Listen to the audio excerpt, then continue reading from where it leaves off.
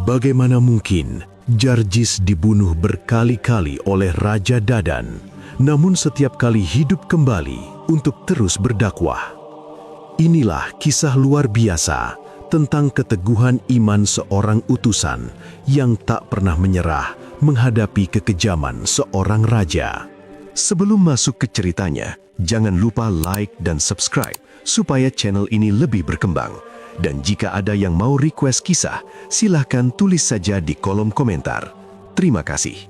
Di masa lampau, di wilayah yang kini dikenal sebagai Mosul, berdirilah sebuah negeri yang besar dan makmur. Kota itu dipenuhi pasar yang ramai, ladang yang subur, serta bangunan-bangunan megah yang menunjukkan kekayaan dan kekuatan kerajaan. Kafilah dagang datang silih berganti dari berbagai penjuru wilayah, membawa rempah, kain, dan logam berharga. Dari luar, negeri itu tampak seperti tempat yang diberkahi kemakmuran dan kejayaan. Namun di balik kemegahan itu, ada sesuatu yang jauh lebih gelap yang tersembunyi di dalam hati penduduknya. Penduduk negeri tersebut hidup dalam keyakinan yang menyimpang. Mereka tidak lagi menyembah Tuhan yang Maha Esa, melainkan tunduk kepada berhala yang mereka buat sendiri. Berhala itu bukan sekedar patung biasa. Ia dibuat dari emas yang sangat besar, dihiasi dengan permata, dan ditempatkan di sebuah bangunan khusus yang dijaga ketat oleh para prajurit kerajaan.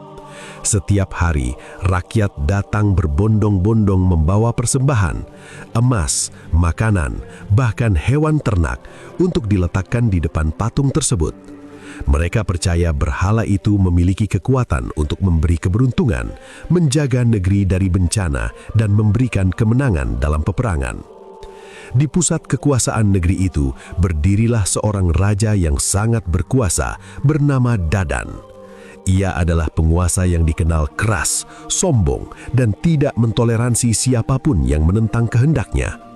Bagi Raja Dadan, berhala emas itu bukan hanya simbol kepercayaan rakyat, tetapi juga simbol kekuasaan kerajaan. Ia menggunakan penyembahan berhala sebagai alat untuk mengikat kesetiaan rakyatnya. Siapapun yang sujud kepada patung itu dianggap setia kepada kerajaan. Sebaliknya, siapapun yang menolak akan dianggap sebagai pemberontak. Setiap tahun, kerajaan mengadakan upacara besar di depan patung emas tersebut. Para bangsawan, pedagang, prajurit, hingga rakyat jelata berkumpul di halaman kuil yang luas. Musik dimainkan, dupa dibakar, dan persembahan diletakkan di kaki berhala. Pada puncak upacara, Raja Dadan akan berdiri di hadapan rakyatnya dan memerintahkan semua orang untuk bersujud. Ribuan orang akan menundukkan kepala mereka secara bersamaan, menciptakan pemandangan yang tampak begitu megah sekaligus menyesatkan. Bagi rakyat yang telah lama hidup dalam tradisi itu, semua tampak biasa saja.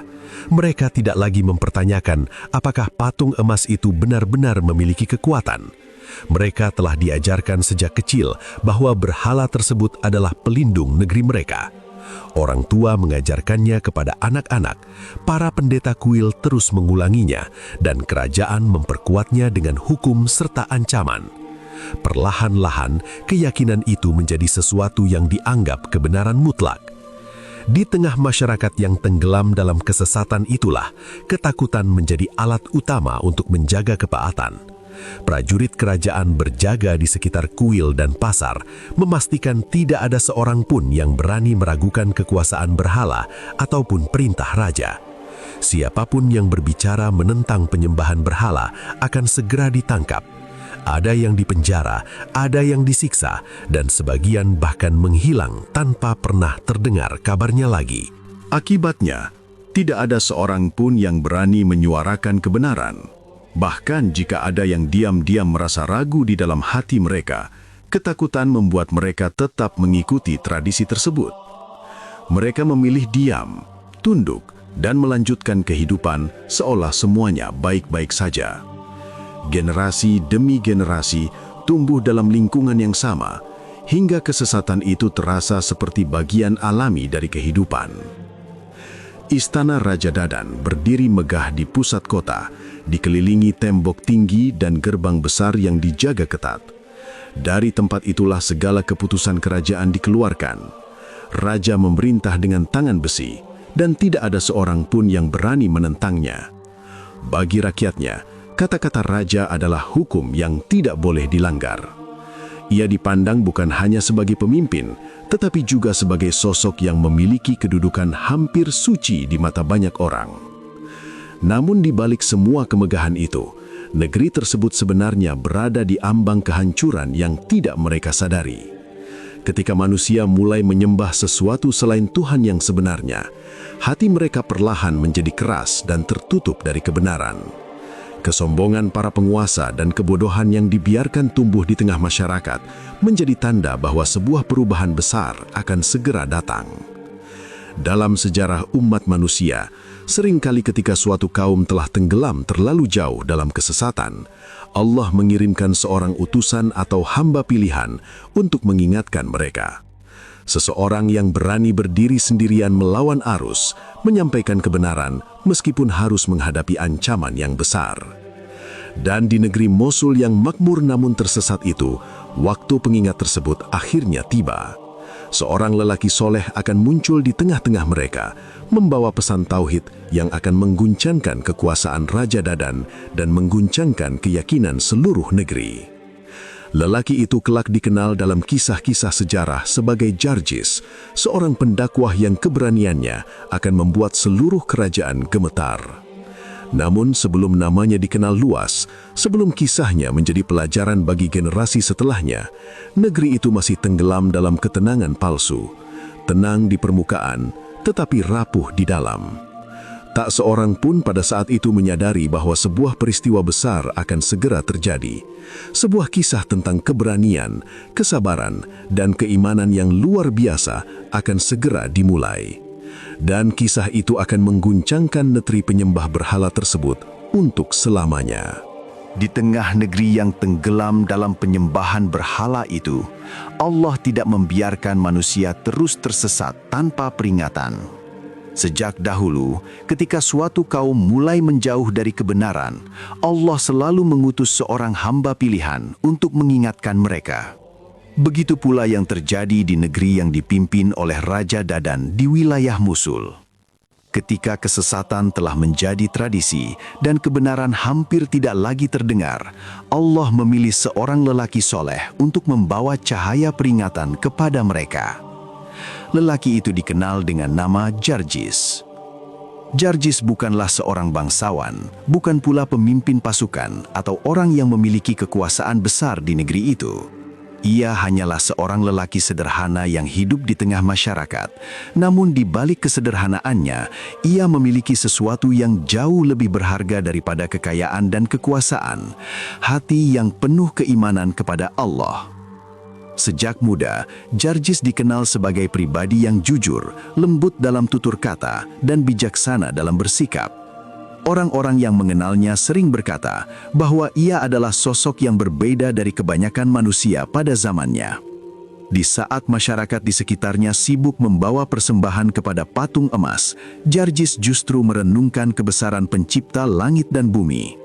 Ia melihat bagaimana manusia memohon kepada benda yang tidak dapat mendengar, tidak dapat melihat, dan tidak mampu memberi manfaat ataupun menolak bahaya.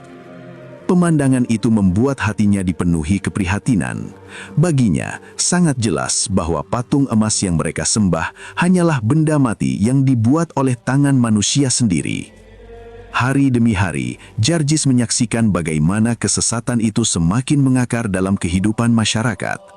Anak-anak diajarkan untuk menghormati berhala sejak kecil. Para pendeta kuil menguatkan keyakinan tersebut dengan cerita-cerita yang membuat rakyat semakin takut untuk mempertanyakannya. Sementara itu, kerajaan di bawah kekuasaan Raja Dadan terus memaksa rakyat untuk menunjukkan kesetiaan mereka melalui penyembahan kepada patung emas tersebut. Dalam keadaan seperti itu, Allah memilih Jarjis untuk memikul sebuah tugas yang sangat berat.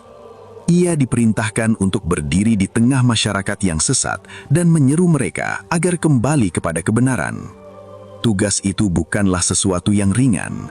Jarjis tahu bahwa menentang keyakinan yang telah lama mengakar di masyarakat berarti menghadapi kemarahan banyak orang, terutama dari penguasa yang menjadikan penyembahan berhala sebagai simbol kekuasaannya. Namun, seorang hamba yang dipilih untuk menyampaikan kebenaran tidak diukur dari seberapa besar kekuatan dunia yang ia miliki. Yang menjadi kekuatannya adalah keyakinan kepada Allah. Jarjis memahami bahwa tugasnya bukanlah mencari keselamatan dirinya sendiri, melainkan menyampaikan pesan kebenaran kepada manusia, apapun risiko yang harus ia hadapi. Dengan hati yang penuh keteguhan, Jarjis mulai menyampaikan peringatan kepada orang-orang di sekitarnya. Ia berbicara dengan lembut, mengajak mereka berpikir tentang hakikat berhala yang mereka sembah. Ia berkata bahwa patung emas itu tidak memiliki kekuatan apapun. Ia tidak dapat menciptakan langit, tidak dapat menumbuhkan tanaman, dan tidak mampu menghidupkan ataupun mematikan. Bagaimana mungkin sesuatu yang tidak memiliki kekuatan itu dijadikan sebagai Tuhan? Sebagian orang yang mendengar perkataannya terasa tersentuh.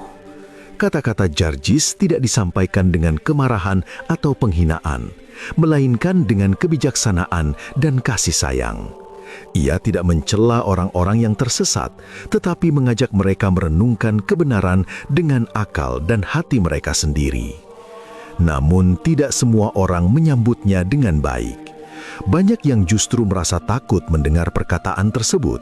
Mereka khawatir jika para penjaga kerajaan mengetahui bahwa ada seseorang yang berani mempertanyakan penyembahan berhala. Di negeri yang diperintah dengan tangan besi oleh Raja Dadan, bahkan kata-kata saja bisa dianggap sebagai bentuk pemberontakan. Meskipun demikian, Jarjis tidak berhenti. Ia memahami bahwa kebenaran seringkali harus disampaikan berulang kali sebelum manusia mau mendengarnya. Ia terus mengingatkan orang-orang bahwa hanya Allah yang pantas disembah. Allah adalah Tuhan yang menciptakan langit dan bumi, yang menurunkan hujan, yang menumbuhkan tanaman, dan yang memberi kehidupan kepada seluruh makhluk. Seiring waktu, kabar tentang seorang lelaki yang berbicara menentang penyembahan berhala mulai tersebar di berbagai penjuru kota. Ada yang menganggapnya sebagai orang bijak yang berani mengatakan kebenaran, namun ada pula yang mulai melihatnya sebagai ancaman bagi tradisi yang telah lama mereka pegang. Jarjis sendiri memahami bahwa pada akhirnya ia tidak hanya harus berbicara kepada rakyat biasa. Sumber utama kesesatan negeri itu berasal dari istana, dari seorang raja yang memaksakan penyembahan berhala kepada seluruh rakyatnya. Selama Raja Dadan masih memerintahkan manusia untuk bersujud kepada patung emas, kesesatan itu akan terus berlangsung. Karena itulah, Jarjis mempersiapkan dirinya untuk melakukan sesuatu yang sangat berani, menyampaikan kebenaran langsung di hadapan raja. Bagi kebanyakan orang, mendekati istana saja sudah cukup menakutkan, apalagi berbicara menentang keyakinan yang dijadikan dasar kekuasaan kerajaan. Banyak orang yang bahkan tidak berani membayangkannya. Namun Jarjis tidak melihat tugasnya dengan ukuran ketakutan manusia. Ia melihatnya sebagai amanah dari Allah yang harus ia tunaikan. Ia tahu bahwa seorang hamba tidak boleh menyembunyikan kebenaran hanya karena takut kepada manusia. Kebenaran harus disampaikan bahkan jika harus berdiri sendirian di hadapan kekuasaan yang besar. Maka suatu hari, dengan hati yang penuh keberanian dan keyakinan, Jarjis memutuskan untuk mendatangi istana Raja Dadan. Ia akan berbicara langsung kepada penguasa negeri itu, menyerunya untuk meninggalkan penyembahan berhala dan kembali kepada Tuhan yang sebenarnya. Langkah itu akan menjadi awal dari sebuah peristiwa besar yang mengguncangkan seluruh kerajaan. Apa yang akan terjadi setelahnya tidak hanya mengubah nasib Jarjis sendiri, tetapi juga akan menjadi kisah yang dikenang sepanjang sejarah tentang keberanian seorang hamba dalam menyampaikan kebenaran di hadapan kekuasaan yang zolim. Suatu hari yang tenang di negeri yang dipimpin oleh Raja Dadan, seorang lelaki sederhana berjalan menuju pusat kekuasaan kerajaan. Langkahnya mantap, meskipun ia tahu bahwa apa yang akan dilakukannya dapat membahayakan nyawanya. Lelaki itu adalah Jarjis, seorang hamba yang telah memilih untuk menyampaikan kebenaran, walaupun harus berdiri sendirian di hadapan penguasa yang paling ditakuti di negeri Mosul. Istana kerajaan berdiri megah di tengah kota, dikelilingi tembok tinggi dan gerbang besar yang dijaga oleh para prajurit bersenjata. Bagi rakyat biasa, mendekati tempat itu saja sudah cukup menimbulkan rasa gentar. Di sanalah segala keputusan kerajaan dibuat, dan dari sanalah pula perintah-perintah keras Raja Dadan disebarkan ke seluruh negeri. Namun pada hari itu, Jarjis tidak datang sebagai seorang pengemis, pedagang atau utusan biasa. Ia datang membawa sebuah pesan yang jauh lebih besar daripada dirinya sendiri. Ia datang untuk menyampaikan kebenaran kepada seorang raja yang telah lama tenggelam dalam kesombongan dan penyembahan berhala. Ketika Jarjis tiba di gerbang istana, para penjaga memandangnya dengan heran. Mereka melihat seorang lelaki sederhana dengan wajah tenang yang tampak tidak membawa apapun selain keberanian di dalam hatinya. Ketika ditanya tentang tujuannya, Jarjis menjawab dengan tenang bahwa ia ingin berbicara langsung dengan raja. Jawaban itu membuat para penjaga saling berpandangan. Tidak banyak orang yang berani meminta bertemu langsung dengan Raja Dadan tanpa alasan yang sangat penting. Namun setelah melalui pemeriksaan dan pertanyaan yang panjang, berita tentang kedatangan Jarjis akhirnya sampai kepada para pejabat istana.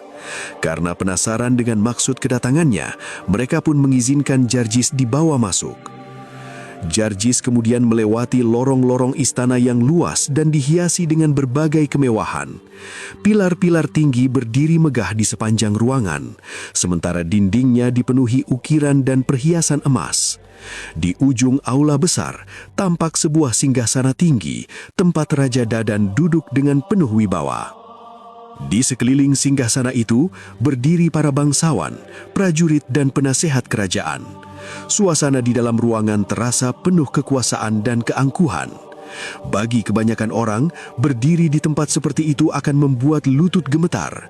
Namun Jarjis tetap berdiri tegak dengan hati yang dipenuhi keyakinan kepada Allah. Ketika Jarjis akhirnya berdiri di hadapan singgasana, Raja Dadan memandangnya dengan tatapan tajam. Raja itu adalah sosok yang terbiasa melihat orang-orang menundukkan kepala di hadapannya. Tidak ada yang berani berbicara tanpa izin, apalagi menentang keyakinan yang ia tetapkan bagi seluruh rakyatnya. "Siapakah engkau?" tanya Raja Dadan dengan suara berat yang menggema di aula istana. Jarjis menjawab dengan tenang, memperkenalkan dirinya sebagai seorang hamba yang datang untuk menyampaikan kebenaran. Jawaban itu membuat beberapa orang di dalam ruangan mulai berbisik satu sama lain.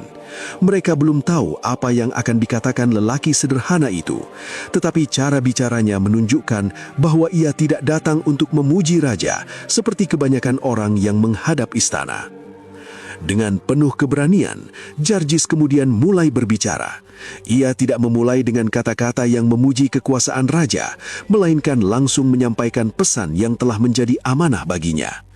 Ia berkata bahwa berhala yang disembah oleh rakyat negeri itu tidak memiliki kekuatan apapun.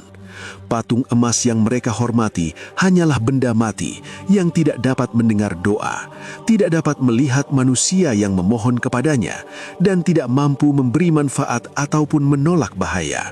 Jarjis kemudian mengajak Raja Dadan untuk merenungkan satu hal yang sederhana namun mendalam.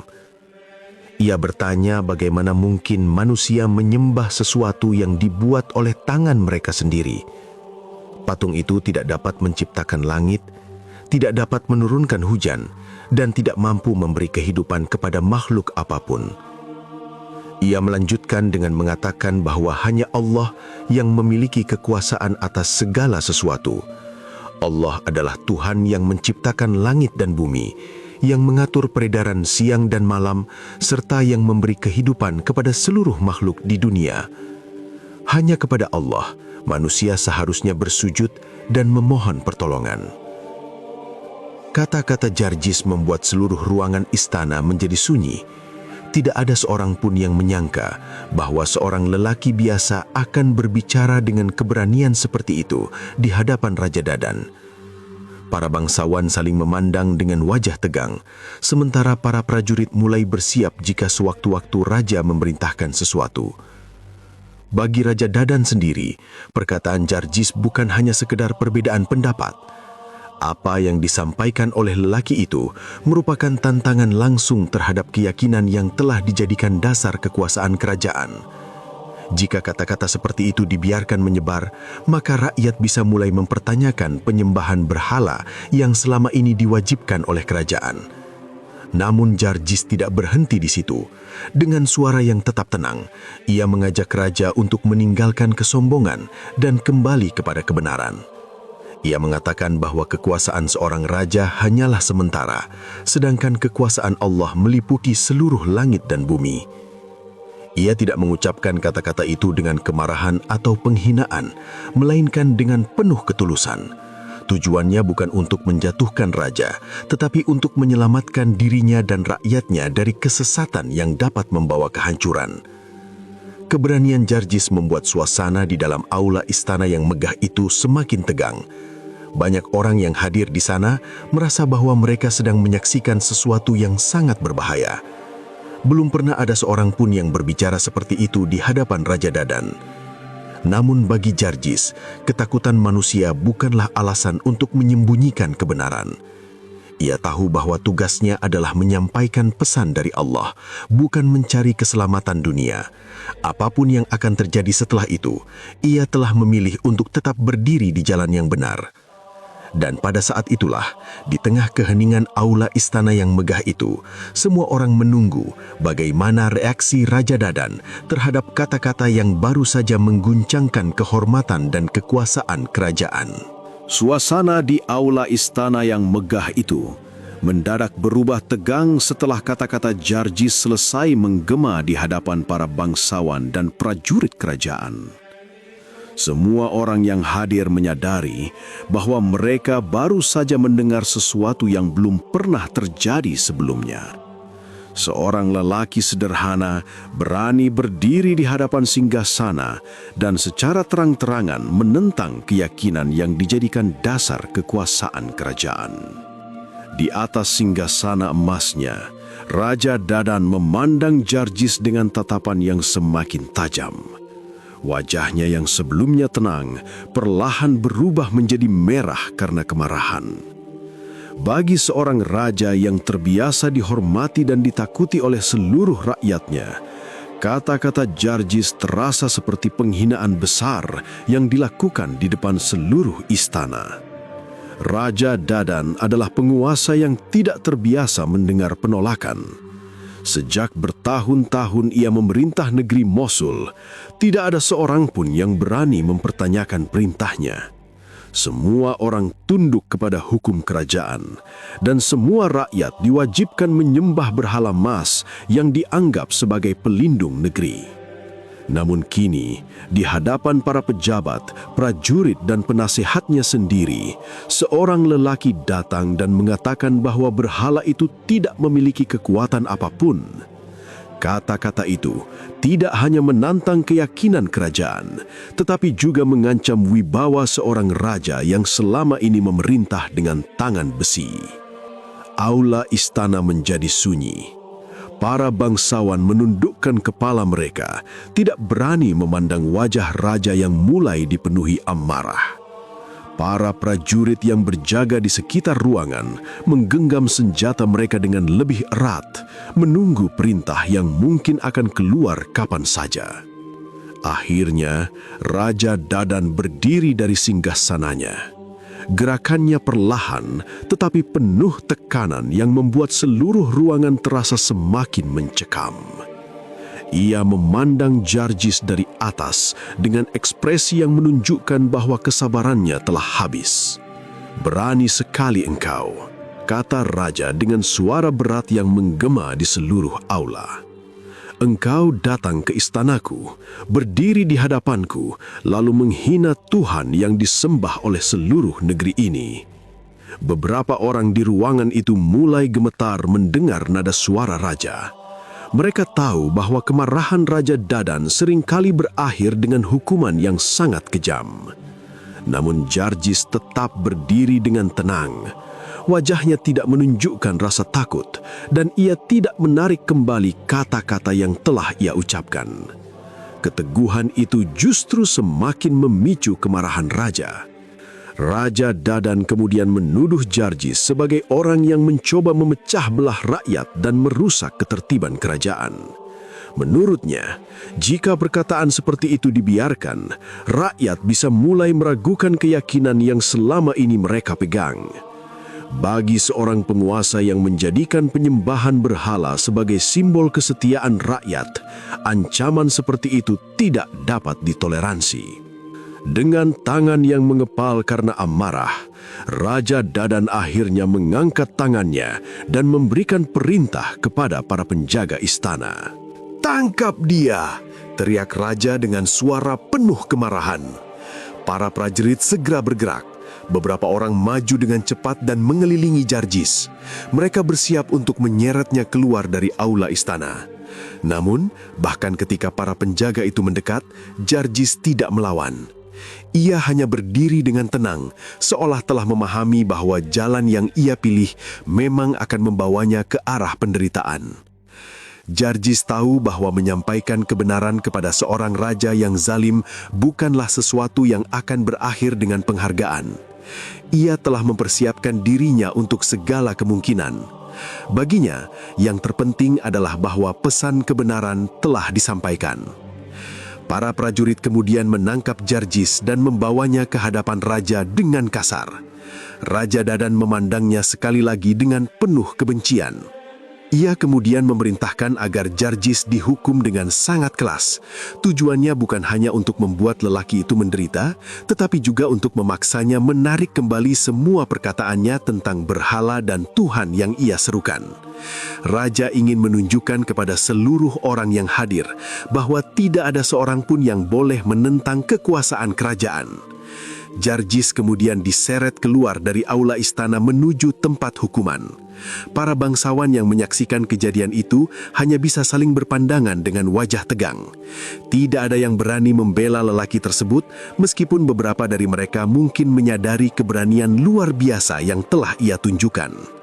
Di luar istana, para prajurit mulai mempersiapkan berbagai alat penyiksaan. Mereka telah terbiasa melaksanakan perintah raja tanpa bertanya. Bagi mereka, tugas utama adalah memastikan bahwa siapapun yang menentang kerajaan harus menerima hukuman yang membuat orang lain takut melakukan hal yang sama. Sementara itu, kabar tentang penangkapan Jarjis mulai menyebar di kalangan rakyat. Banyak orang yang sebelumnya mendengar tentang keberanian lelaki itu, kini mulai khawatir tentang nasibnya.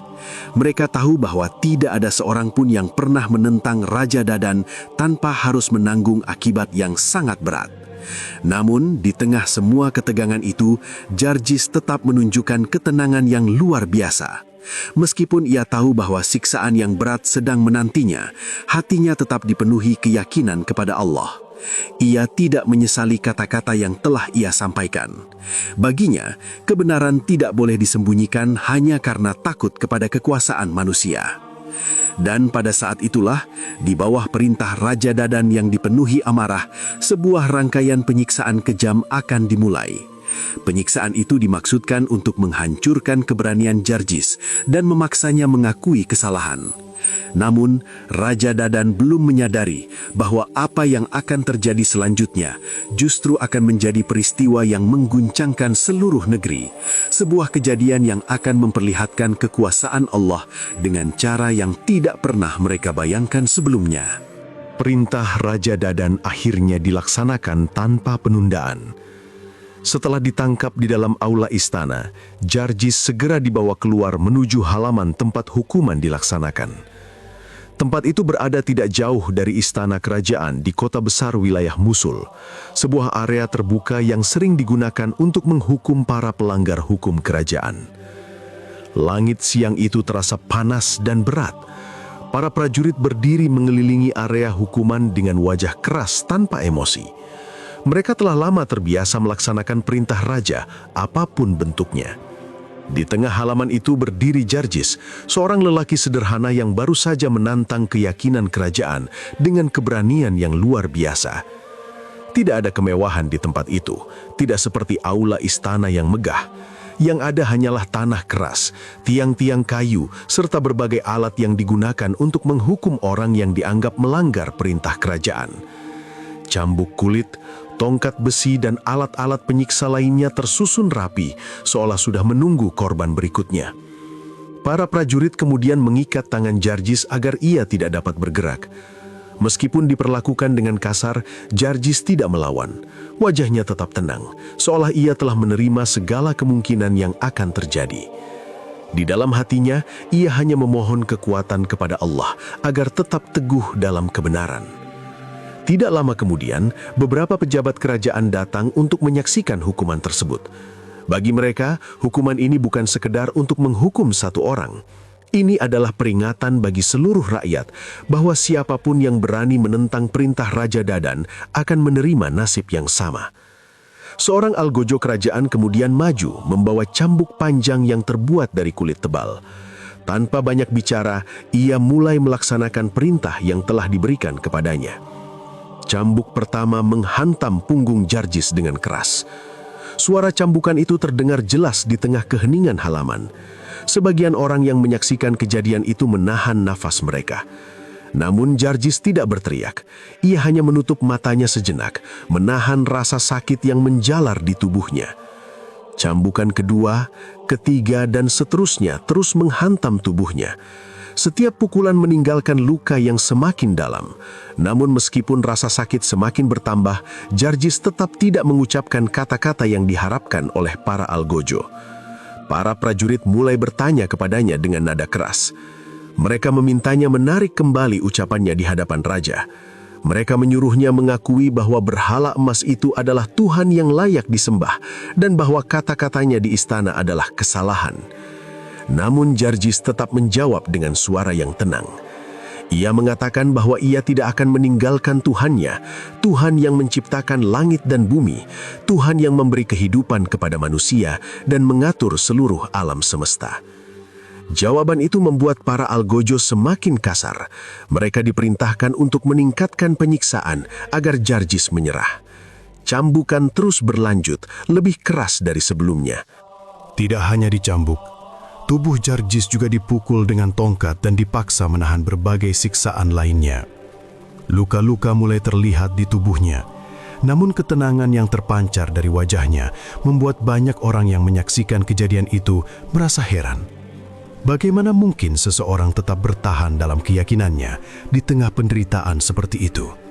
Beberapa prajurit bahkan mulai merasa tidak nyaman melihat keteguhan Jarjis. Mereka terbiasa melihat orang-orang memohon ampun atau berteriak kesakitan setelah beberapa pukulan. Namun lelaki ini justru tetap tenang, seolah ada kekuatan lain yang membuatnya bertahan. Ketika cambukan dan pukulan tidak berhasil membuat Jarjis menyerah, para algojo mulai menggunakan alat penyiksa yang lebih kejam. Tubuhnya disayat dengan benda tajam, meninggalkan luka yang menyakitkan. Namun bahkan dalam keadaan seperti itu, Jarjis masih mengucapkan kata-kata yang sama. Ia mengatakan bahwa ia tidak akan menyembah selain Allah. Tidak ada Tuhan selain Dia. Berita tentang keteguhan Jarjis akhirnya sampai kembali kepada Raja Dadan di dalam istana. Raja yang sejak awal dipenuhi amarah, kini semakin murka ketika mendengar bahwa semua penyiksaan itu tidak berhasil mematahkan keberanian lelaki tersebut.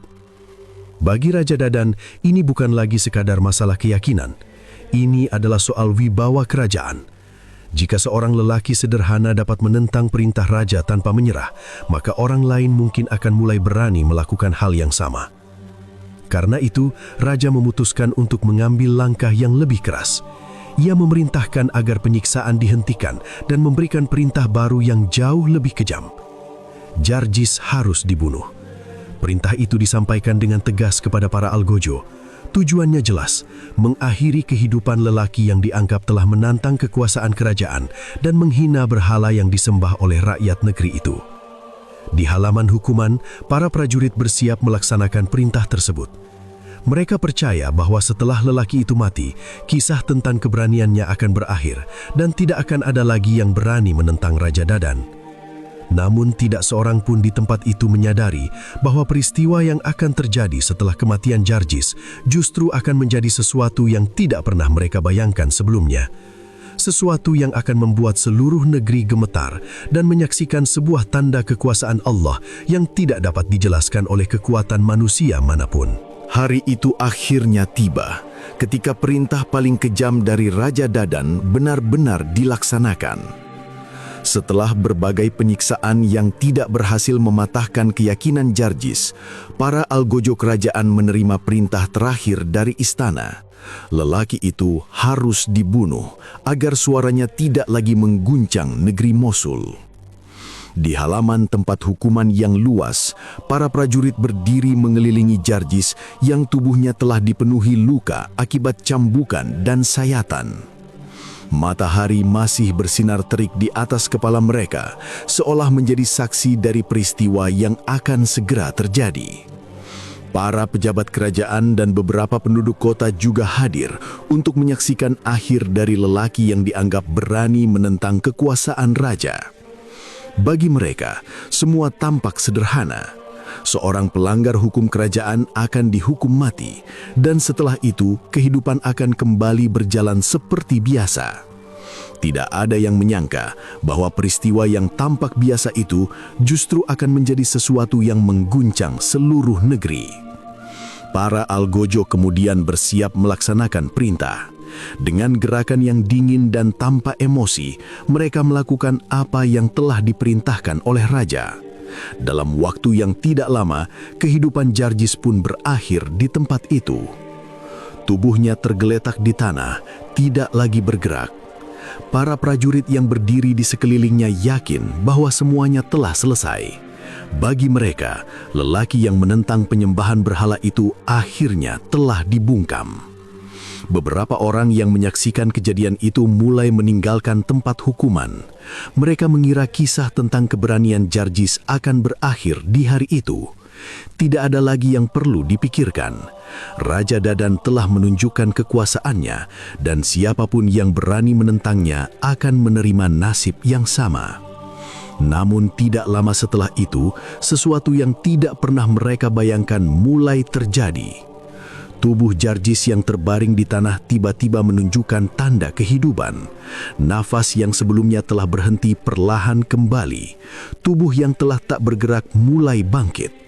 Para prajurit yang masih berjaga di sekitar tempat hukuman langsung terkejut. Mereka saling memandang dengan wajah penuh kebingungan. Apa yang mereka lihat tampak mustahil.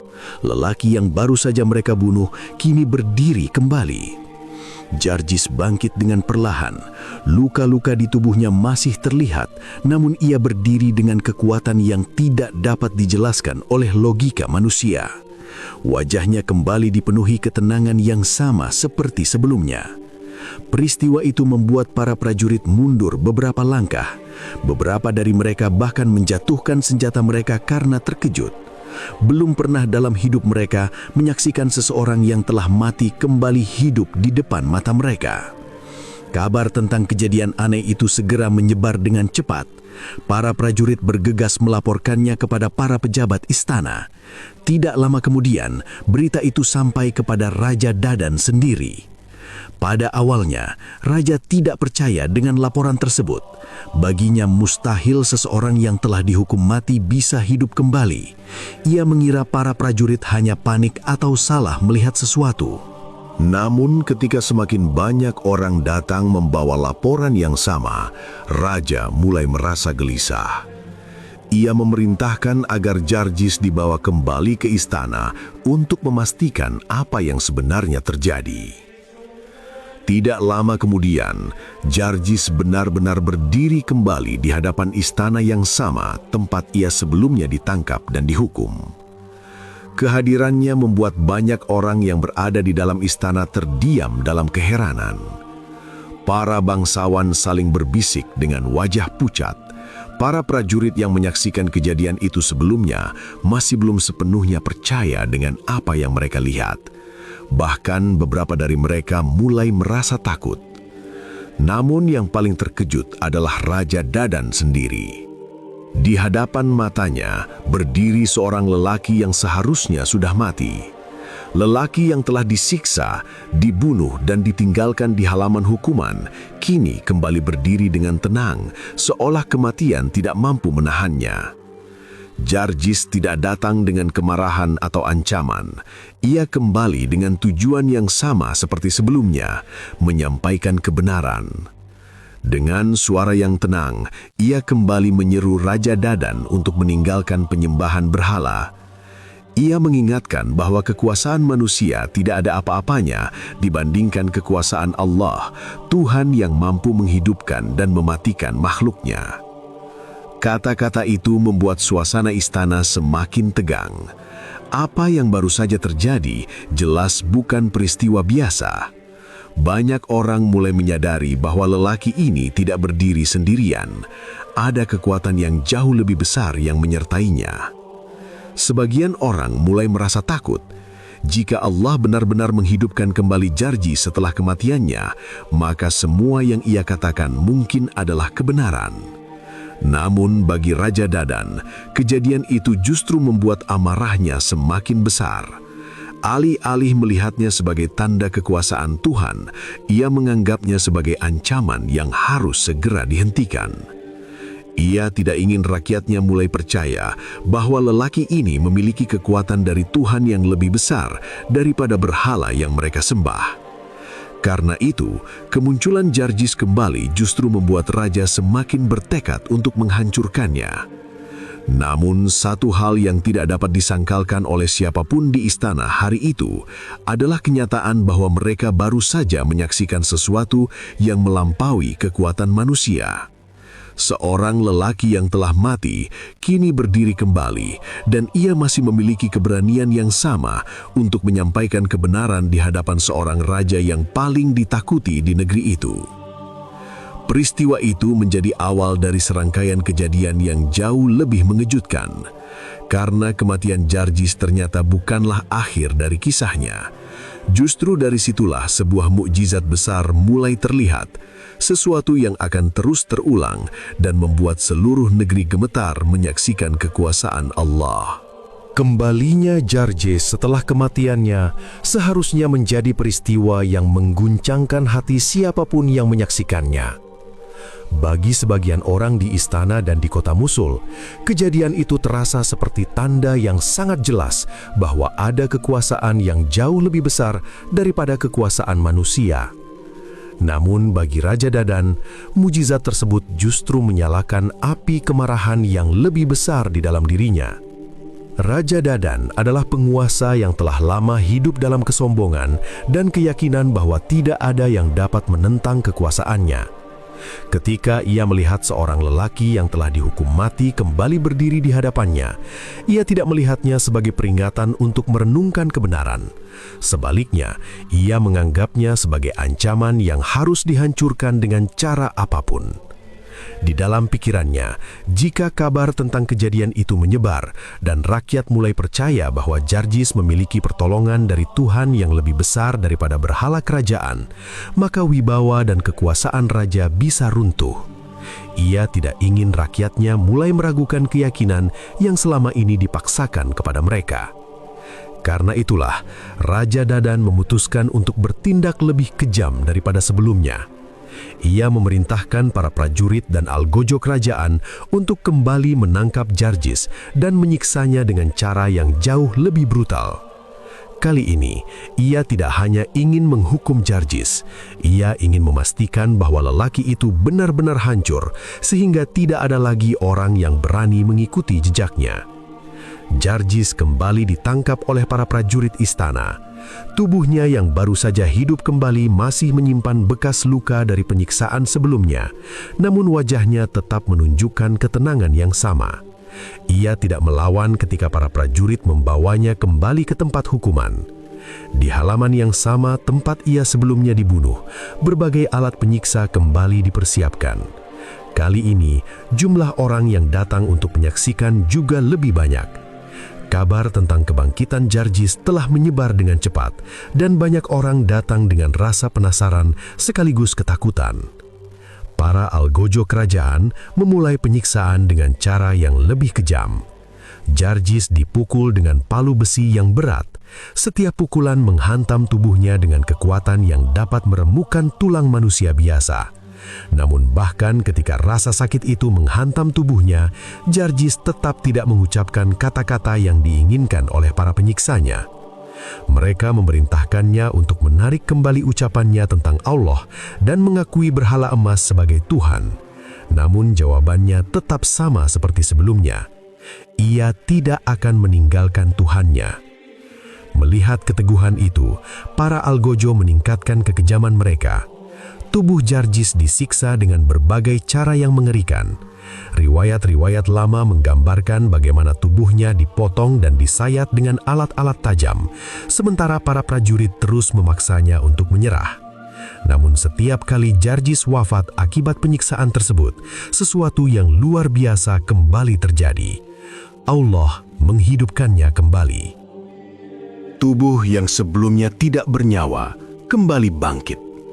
Nafasnya kembali mengalir dan ia kembali berdiri di hadapan orang-orang yang sebelumnya menyaksikan kematiannya. Peristiwa itu membuat banyak orang yang hadir diliputi ketakutan. Beberapa dari mereka mulai berbisik bahwa lelaki ini mungkin benar-benar memiliki pertolongan dari Tuhan yang ia serukan. Namun, bagi Raja Dadan, semua itu justru membuatnya semakin dipenuhi kemarahan. Dia tidak mau mengakui bahwa kejadian itu adalah tanda dari kekuasaan Allah.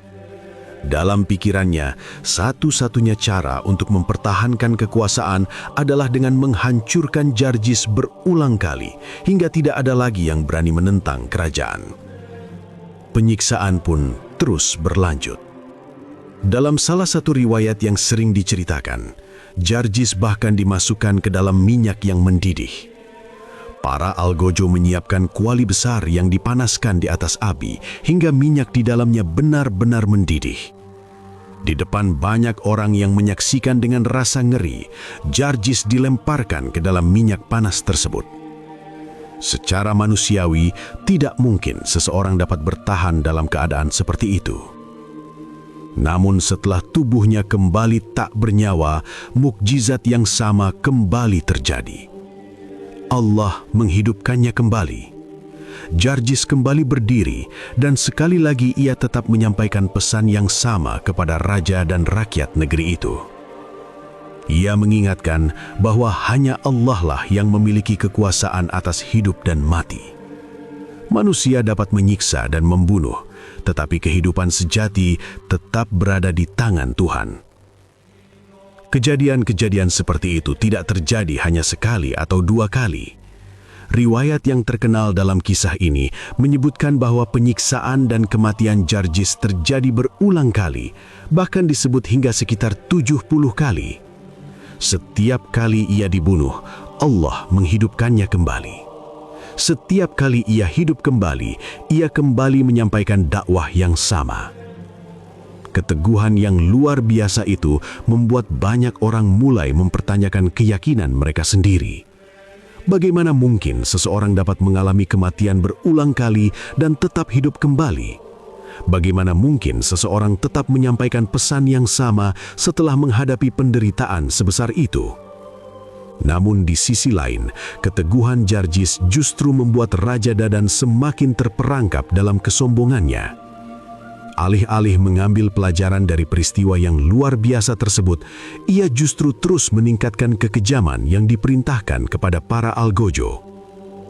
Istana yang sebelumnya penuh dengan kemegahan, kini dipenuhi oleh ketegangan dan ketakutan.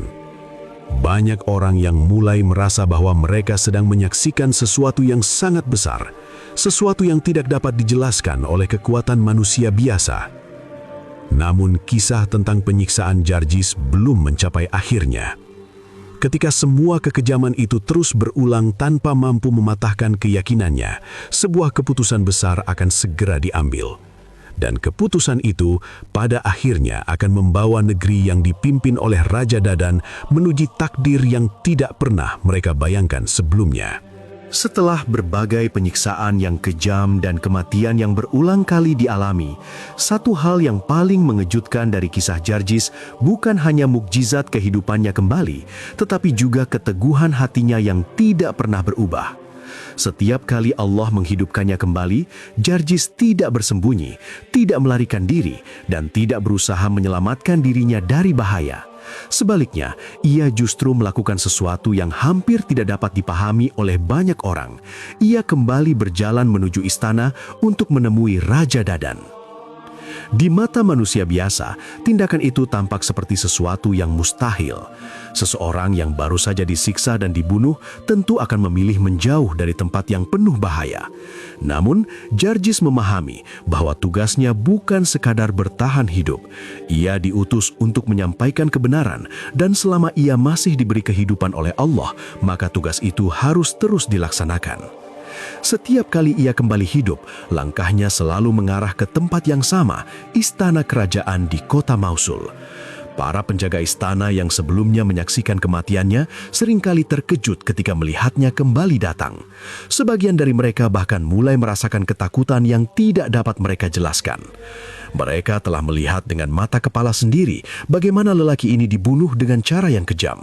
Namun kini ia berdiri kembali di depan gerbang istana dengan wajah yang tetap tenang dan mata yang memancarkan keyakinan yang sama seperti sebelumnya. Ketika Jarjis kembali dihadapkan kepada Raja Dadan, ia tidak mengubah perkataannya sedikit pun. Tidak ada kemarahan dalam suaranya, tidak ada ancaman, dan tidak ada dendam atas semua siksaan yang telah ia alami. Ia hanya menyampaikan pesan yang sama. Dengan tenang, ia berkata kepada raja agar meninggalkan penyembahan terhadap berhala. Ia mengingatkan bahwa patung emas yang disembah oleh rakyat negeri itu tidak memiliki kekuatan apapun. Patung itu tidak dapat mendengar doa manusia, tidak dapat memberi manfaat, dan tidak dapat menyelamatkan siapapun dari bahaya. Jarjis kembali mengajak raja untuk menyembah Allah, Tuhan yang menciptakan langit dan bumi, Tuhan yang menghidupkan dan mematikan makhluknya, serta yang mengatur seluruh alam semesta. Kata-kata itu terdengar sederhana, tetapi dampaknya sangat besar, karena setiap orang di istana tahu bahwa lelaki yang mengucapkannya telah berkali-kali mengalami kematian akibat siksaan raja. Namun, yang membuat semua orang semakin terkejut adalah kenyataan bahwa pengalaman tersebut tidak sedikit pun mengubah keyakinannya. Jarjis tidak pernah meminta belas kasihan. Ia tidak pernah memohon agar raja menghentikan siksaan. Ia tidak pernah menarik kembali satu kata pun dari dakwah yang telah ia sampaikan. Keteguhan itu mulai menggoncangkan hati banyak orang di kerajaan tersebut. Para prajurit yang sebelumnya hanya menjalankan perintah tanpa berpikir, kini mulai bertanya-tanya di dalam hati mereka. Bagaimana mungkin seseorang tetap mempertahankan keyakinannya setelah mengalami penderitaan sebesar itu? Jika ia hanya seorang pendusta, tentu ia sudah menyerah sejak lama. Tidak ada manusia yang sanggup menghadapi kematian berkali-kali hanya demi mempertahankan sebuah kebohongan. Pertanyaan-pertanyaan seperti itu mulai muncul di antara rakyat. Kabar tentang apa yang terjadi kepada Jarjis menyebar dengan cepat ke berbagai penjuru kota. Setiap kali ia kembali hidup, cerita tentang mukjizat tersebut semakin luas didengar oleh masyarakat. Sebagian orang mulai merasa ragu terhadap keyakinan yang selama ini mereka pegang. Mereka mulai memikirkan kembali tentang berhala emas yang mereka sembah selama bertahun-tahun. Jika berhala itu benar-benar memiliki kekuatan, mengapa ia tidak mampu menghentikan lelaki yang terus menyeru kepada Tuhan yang lain? Jika berhala itu benar-benar pelindung negeri, mengapa ia tidak mampu mencegah mukjizat yang terus terjadi di hadapan mata mereka? Keraguan kecil mulai tumbuh di dalam hati sebagian rakyat. Meskipun mereka masih takut kepada kekuasaan Raja Dadan, mereka tidak bisa lagi sepenuhnya mengabaikan apa yang mereka lihat. Namun, keteguhan Jarjis bukan hanya mengguncangkan hati rakyat. Di sisi lain, hal itu juga membuat kemarahan Raja Dadan semakin besar. Bagi raja yang sombong itu, keberanian Jarjis terasa seperti tantangan yang terus-menerus mempermalukannya di hadapan rakyatnya sendiri. Setiap kali lelaki itu hidup kembali dan menyampaikan dakwah yang sama, wibawa raja terasa semakin dipertanyakan. Raja Dadan tidak bisa menerima kenyataan bahwa seorang lelaki sederhana mampu berdiri teguh menghadapi kekuasaan kerajaan yang begitu besar. Namun meskipun kemarahan raja semakin memuncak, Jarjis tetap menunjukkan sikap yang sama setiap kali ia hidup kembali. Ia tidak datang dengan pedang, ia tidak mengumpulkan pasukan, ia hanya datang dengan satu hal yang sama, pesan tauhid. Pesan bahwa tidak ada Tuhan selain Allah. Pesan bahwa manusia tidak boleh menyembah sesuatu yang dibuat oleh tangan mereka sendiri. Pesan bahwa kekuasaan manusia hanyalah sementara, sedangkan kekuasaan Allah meliputi seluruh alam. Keteguhan yang luar biasa itu akhirnya membuat kisah Jarjis semakin dikenal di seluruh negeri. Banyak orang yang mulai menyadari bahwa mereka sedang menyaksikan sesuatu yang jauh lebih besar daripada sekadar pertentangan antara seorang raja dan seorang pendakwah. Mereka sedang menyaksikan pertarungan antara kesombongan manusia dan kebenaran yang datang dari Tuhan. Dan semakin lama kisah itu berlangsung, semakin jelas bahwa keteguhan Jarjis tidak akan pernah bisa dipatahkan oleh kekerasan atau ancaman apapun. Namun di balik semua peristiwa itu, sebuah keputusan besar akan segera terjadi. Sebuah doa yang kelak akan mengakhiri kisah panjang perjuangan Jarjis dan membawa nasib negeri itu menuju akhir yang tidak pernah mereka bayangkan sebelumnya. Perjalanan dakwah Jarjis di negeri yang dipimpin oleh Raja Dadan telah berlangsung begitu panjang dan penuh penderitaan. Berulang kali ia menghadapi siksaan yang tidak terbayangkan oleh manusia biasa. Tubuhnya dicambuk, dipukul, disayat, bahkan dibunuh dengan berbagai cara yang kejam. Namun setiap kali ia wafat, Allah menghidupkannya kembali sehingga ia dapat kembali menyampaikan pesan yang sama kepada raja dan rakyat di kota Mosul. Selama semua peristiwa itu berlangsung, Jarjis tidak pernah berhenti mengajak manusia kepada kebenaran. Ia tidak pernah mengubah kata-katanya, tidak pernah melemahkan seruannya, dan tidak pernah menyimpan dendam terhadap orang-orang yang menyiksanya. Bahkan setelah mengalami kematian berkali-kali, ia tetap datang kembali kepada raja dengan pesan yang sama, agar meninggalkan penyembahan berhala dan menyembah Allah, Tuhan yang menciptakan langit dan bumi. Namun waktu terus berjalan. Meskipun banyak orang mulai merasa heran dan sebagian rakyat mulai merasakan keraguan terhadap keyakinan mereka, Raja Dadan tetap tidak menunjukkan tanda-tanda akan berubah. Kesombongan yang telah lama memenuhi hatinya membuatnya menolak setiap peringatan yang datang.